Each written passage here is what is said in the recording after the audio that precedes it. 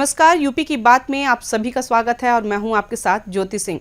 बांदा चित्रकूट लोकसभा क्षेत्र में कभी किसी एक दल का वर्चस्व नहीं रहा। यहां कभी कांग्रेस का जलवा रहा तो कभी कम्युनिस्ट ने बाजी मारी। सपा बसपा को भी मौका मिला है। भाजपा इस सीट पर 10 सालों से काबिज है, वहीं कांग्रेस को 40 साल से जीत नसीब नहीं हुई है।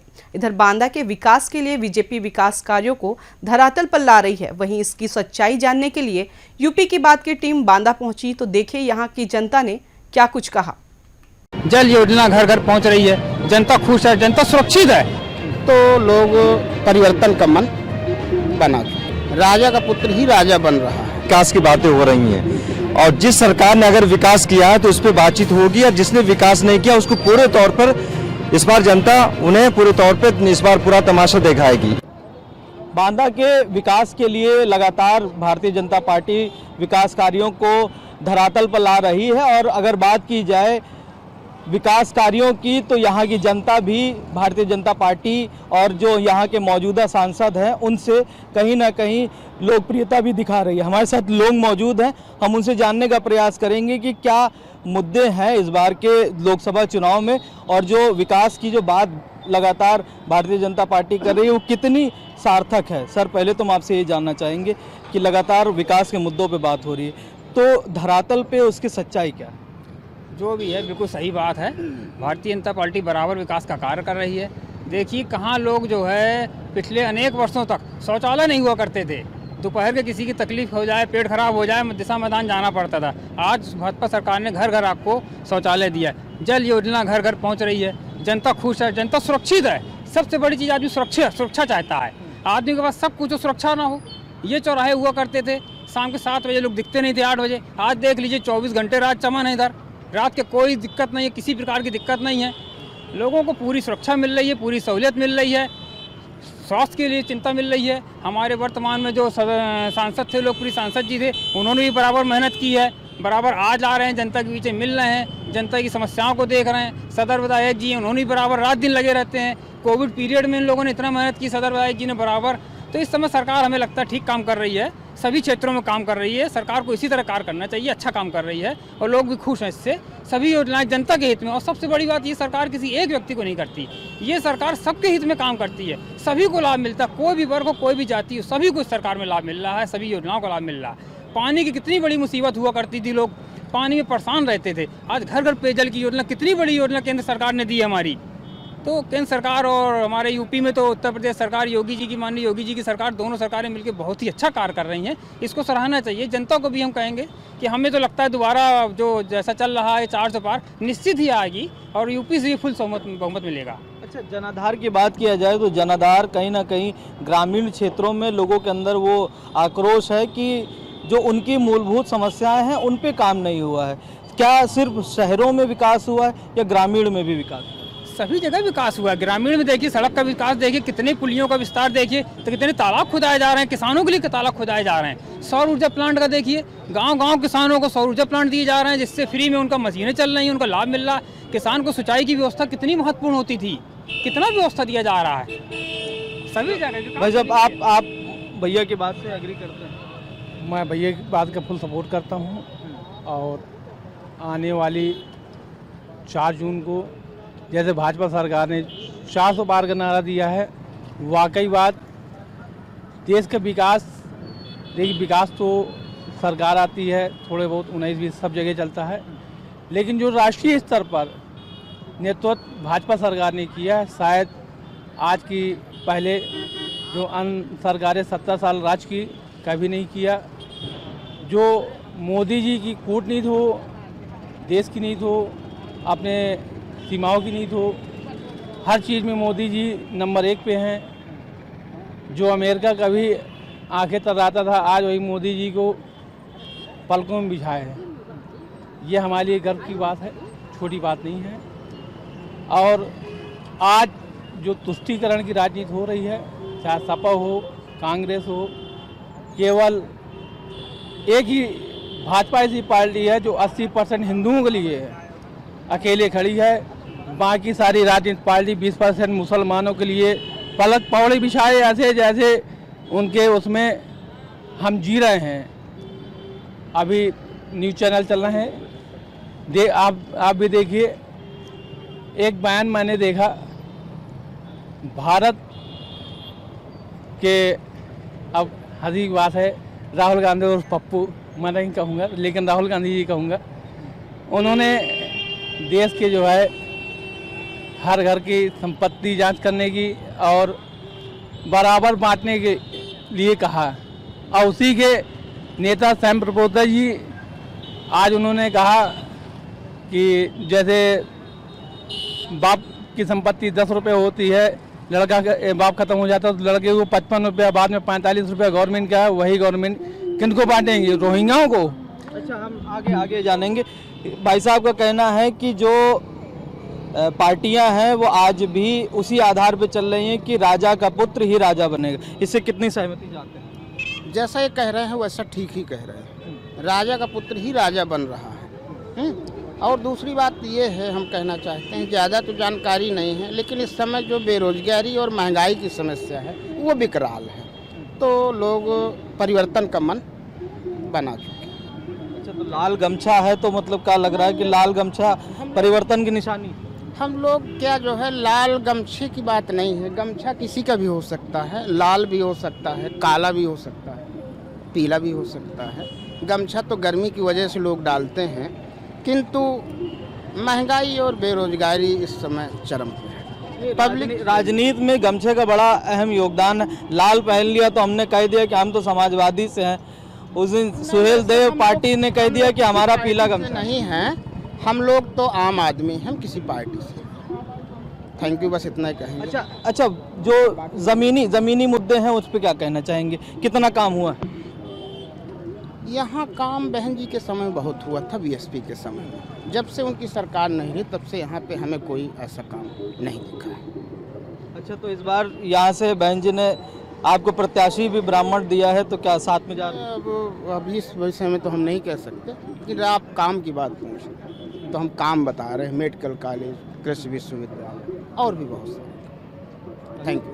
ठीक, हमारे साथ और लोग भी मौजूद हैं। सर, क्या कहना चाहेंगे विकास के मुद्दों पर अगर बात की जाए?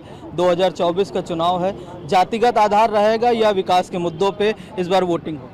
देखिए, आज ये देश के कोने कोने पे हर जगह केवल और केवल विकास की बातें हो रही हैं, और जिस सरकार ने अगर विकास किया है तो उस पर बातचीत होगी, और जिसने विकास नहीं किया उसको पूरे तौर पर इस बार जनता उन्हें पूरे तौर पे इस बार पूरा तमाशा दिखाएगी। इसलिए कि आज महंगाई किस तरह चरम सीमा पे है और इस देश का युवा किस तरह से दरबदर की ठोकरें खा रहा है, तो इस देश का युवा और इस देश का किसान हर तरीके से जो दरबदर की ठोकरें खा रही हैं, तो इन तमाम मुद्दों को लेकर आज जनता रोड पे है और जनता सबक सिखाने का कार्य करने की कोशिश कर रही है। अच्छा, अगर बात किया जाए जो युवाओं की, तो उनको इस सरकार में कितना परसेंटेज? लगातार विपक्ष कह रहा है कि रोजगार नहीं मिला। आपके हिसाब से रोजगार मिला है या रोजगार के लिए सही मानक नहीं थे, या रोजगार क्यों नहीं मिल पाया? देखिए, जब 2014 का लोकसभा चुनाव चल रहा था उस टाइम में भारतीय जनता पार्टी के जो कद्दावर पॉलिटिशियन थे, सभी लोगों ने डंकी की चोट पर यह ऐलान करके कहा था हिंदुस्तान के बाशिंदों से कि काश अगर हमारी सरकार इस देश में आती है तो मैं हर साल कम से कम 2 करोड़ नौजवानों को हम नौकरियां देंगे। लेकिन क्या ऐसा लगा आज 10 साल भारतीय जनता पार्टी की सरकार को बीतने जा रहा है, लेकिन हमें लगता कि 1 करोड़ भी नौजवानों को नौकरियां नहीं मिली है।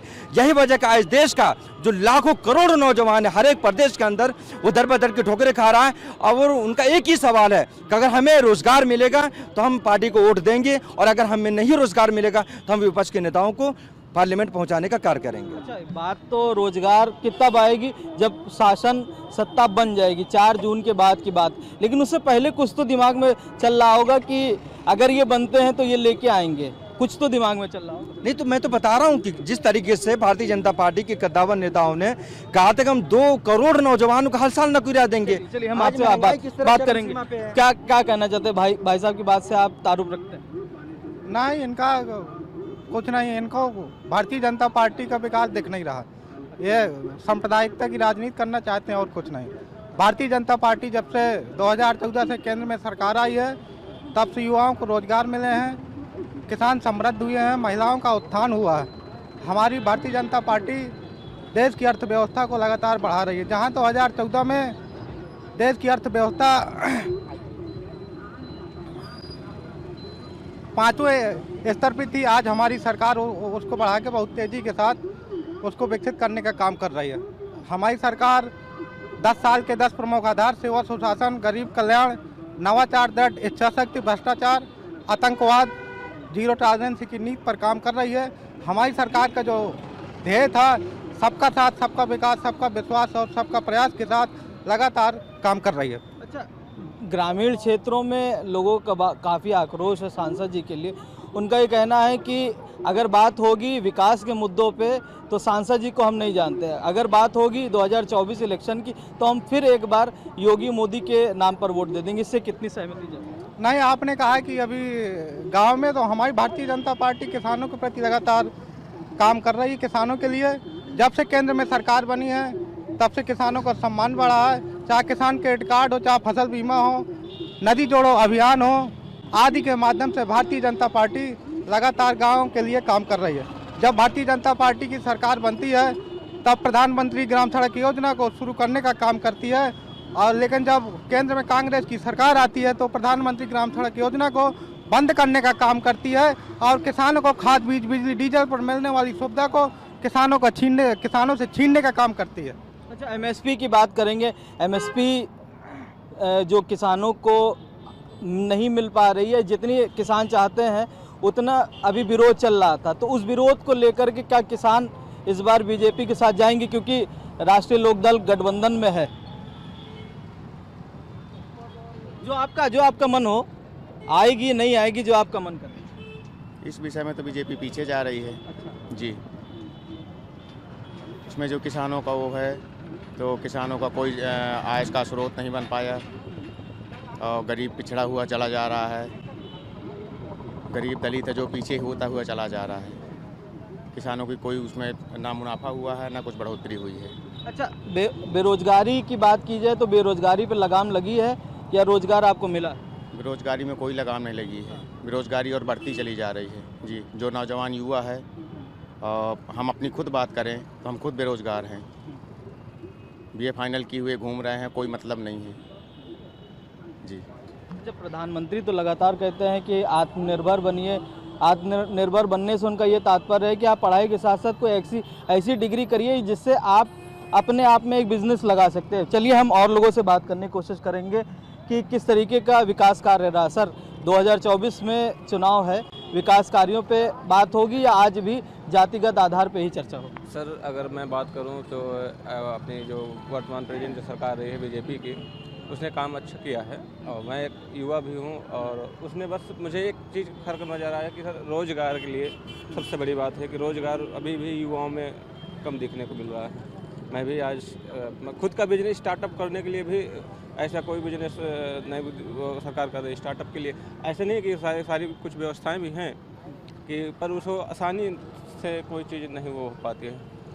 अच्छा, अगर बात की जाए रोजगार पे लगातार युवा बात करते हैं, तमाम बुजुर्ग भी बात करते हैं, विपक्ष भी बात करते हैं, लेकिन रोजगार कैसे उत्पन्न हो इस पे रोशनी डालने की। जी, अगर रोजगार की सर मैं क्या बात करूं अब ये, क्योंकि मैं बात करूं जो है खुद की मैं बात करता हूं, अभी किसी और पार्टिकुलर व्यक्ति की मैं बात नहीं करता हूं कि सर मैं जो है अभी बहुत ही निम्न परिवार से हूं। अगर सरकार जो है बिजनेस के लिए बढ़ावा करती है ना, तो उसके लिए स्टार्टअप के लिए कोई व्यवस्था होनी चाहिए। सही स्टार्टअप, क्योंकि निम्न परिवार से निकलने वाला लड़का कोई उसके पास तो पैसे हो कुछ होगा नहीं, क्योंकि कैसे करे भाई। ये नहीं कि बाहर जाए कमा कर लाए फिर अपना स्टार्टअप स्टार्ट करे। सरकार को ऐसी कोई व्यवस्था लानी चाहिए कि आसानी से कोई चीज़ उसको उपलब्ध हो जाए। चलिए मैं आपको बता दूं, MSME है, उस पर आप देखिएगा, उस पर आपका सवाल का जवाब मिल जाएगा। सर, 2024 का चुनाव जातिगत या आर्थिक मुद्दे या जमीनी मुद्दे? 2024 के चुनाव में जाति, आर्थिक, ये सब मुद्दे कहाँ हैं? सिर्फ विकास विकास और विकास ही मुद्दा है। और इस विकास पे 10 सालों से जो मोदी जी के नेतृत्व में यात्रा शुरू हुई है वो रुकने वाली नहीं है। इस देश के 140 करोड़ लोगों को बिना किसी जाति, धर्म, क्षेत्र, भाषा के भेदभाव के बिना जो भी योजना है वो एक रूपता के साथ लागू की गई है। चाहे स्वास्थ्य की योजना हो तो दुनिया की सबसे बड़ी स्वास्थ्य योजना, 10 करोड़ परिवार मतलब 50 करोड़ लोगों को 5 लाख तक का स्वास्थ्य बीमा, मतलब स्वास्थ्य सेवाएँ 5 लाख तक की निःशुल्क हैं। अगर कृषक सम्मान निधि है तो फिर 6,000 रुपये प्रत्येक कृषक के यहाँ आना है, वो चाहे जिस पार्टी का हो, चाहे जिस जाति का हो, चाहे जिस धर्म का हो, चाहे जिस क्षेत्र का हो। तो फिर इस सरकार में जितनी पारदर्शिता के साथ, अभी कुछ समय पहले कांग्रेस के ही प्रधानमंत्री के बयान आते थे कि हमें ऊपर से 100 रुपये चलते हैं तो नीचे 10 रुपये आता है। आज पूरी पारदर्शिता से कि अगर विधवा पेंशन हो, विकलांग पेंशन हो, अगर 1000 रुपये चलती है तो 1000 रुपये ही खाते में आती है, बीच में एक पैसा इधर उधर नहीं हो सकता है। तो इतनी पारदर्शी और देश का स्वाभिमान और गौरव बढ़ाने वाली जो सरकार है, तो निश्चित रूप से इसके साथ पूरा देश खड़ा है और मोदी जी के नेतृत्व में फिर 24 में भारतीय जनता पार्टी की सरकार बनेगी। अच्छा, चित्रकूट और बांदा की ये लोकसभा है, लेकिन अगर बात किया जाए प्रत्याशी की तो इस वर्ष जो यहाँ से प्रत्याशी बसपा ने जो पंडित समाज के हैं उनको उतारा है, तो क्या कुछ इफेक्ट पड़ेगा? देखिए बताया ना, मोदी जी के नेतृत्व में भी देश और देश के लोगों की मानसिकता, जातीयता, क्षेत्रीयता, भाषाई आधार पे बिल्कुल ऊपर उठ चुके हैं। इसी बांदा चित्रकूट में ही आप हमारी सत्ता मतलब भारतीय जनता पार्टी की सरकार आने के पहले किसी भी लोगों से पूछ लीजिएगा, यहाँ ट्रेन से पानी आता रहा है। जहाँ ट्रेन से पानी आता रहा हो देश के 65 सालों बाद भी, उन 10 सालों में हमने घर घर टोंटी से पानी पहुँचा दिया हो। अटल जी ने स्वप्न देखा था कि इस देश में एक समय बाढ़ रहती है, एक समय सूखा रहता है, और बाढ़ का पानी नदियों का जाके सागर में वेस्टेज हो जाता है, किसी उपयोग में नहीं आता है। तो उन्होंने सपना देखा था कि नदियाँ अगर सब आपस में जुड़ जाएँ तो बाढ़ सूखे की 70% समस्या समाप्त हो जाए। बांदा चित्रकूट में ही केन और बेतवा लिंक 45,000 करोड़ रुपए की परियोजना है। उस परियोजना के बाद यहाँ के हजारों हजार एकड़ खेती को न सिर्फ निर्बाध रूप से सिंचाई का मुफ्त जल मिलेगा, और यहाँ के किसान भी उन्नत होगा, कृषक भी उन्नत होगा। एक्सप्रेस वे के माध्यम से हम लोग 5 पूरे देश के लिए, दिल्ली हमेशा दूर रही है, बुंदेलखंड के लिए तो विशेष रूप से हमेशा कहते रहे कि दिल्ली दूर है, विकास पूरे देश में होता रहा हो, लेकिन बुंदेलखंड विकास से कोसों दूर था। एक्सप्रेस वे में अब हम भी दिल्ली से जुड़ गए हैं, हम 5 घंटे में, अब हमारे लिए भी दिल्ली दूर नहीं है। और एक्सप्रेस वे के दोनों साइड 1 किलोमीटर औद्योगिक इकाइयाँ स्थापित करने के लिए भूमि अधिग्रहण हो गई है। अब हमारे परिजनों को, रिश्तेदारों को, बंधुओं को सूरत और पंजाब कमाने के लिए नहीं जाना पड़ेगा। अब अगर तीसरी बार मोदी जी की सरकार आती है तो यहीं फैक्ट्रियाँ लगेंगी, हमारे परिजन यहीं रोजगार पाएंगे, अपने घर में ही आजीविका के साधन मिल जाएंगे। तो निश्चित रूप से मैं चाहता हूँ कि इस देश में पहली बार विकास के पॉइंट ऑफ व्यू से बांदा चित्रकूट को किसी सरकार ने देखा है तो योगी जी की सरकार ने और मोदी जी की सरकार ने देखा है। चलिए, धन्यवाद हमसे बात करने के। तो ये थी बांदा चित्रकूट की जनता, जिनका साफ तौर पे जनादेश यही है कि इस बार फिर से 2024 का जो जनादेश है वो भारतीय जनता पार्टी के साथ में है। कैमरा पर्सन पृथ्वी अरोड़ा के साथ अमन प्रधान, यूपी की बात, बांदा। तो सुना आपने यहाँ की जनता की राय। यहाँ की जनता जनार्दन कहीं ना कहीं बीजेपी और यहाँ के सांसद को समर्थन करते नजर आ रही है। इससे यही अनुमान लगाया जा रहा है कि इस बार भी बीजेपी बाजी मार सकती है। फिलहाल के लिए बस इतना ही। बने रहें यूपी की बात के साथ।